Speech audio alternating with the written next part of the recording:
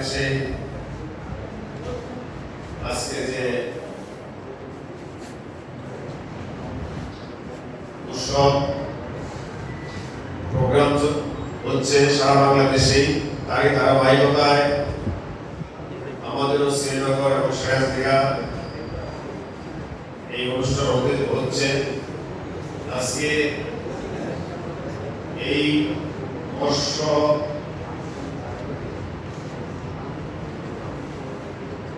অবমুক্ত করার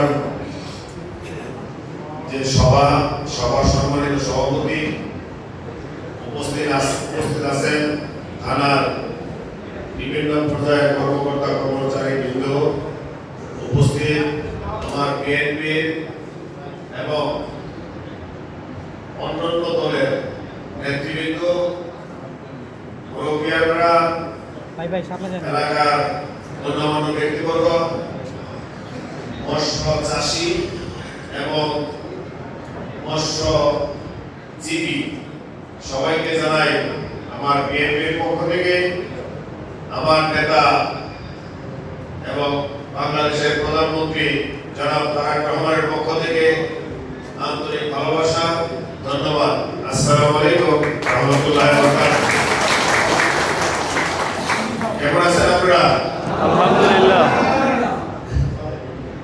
ভালো লাগলো যে অন্তত পক্ষে দেখতে পারলাম যে মাছ ধরার জন্য অনেকে আসছে, কিন্তু আমি দেখতে চাচ্ছিলাম মাছ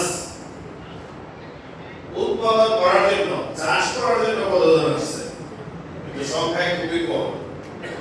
এখন যদি ধরা বেশি হয় আর চাষ যদি কম হয়, তাহলে স্বাভাবিক মাছ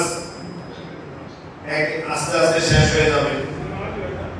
আমাদের এই মৎস্যজীবী কর্মকর্তা কর্মচারী বৃন্দদেরকে বলবো, আমরা যেন বিশেষ করে শ্রীনগর থানার যতগুলা খাল,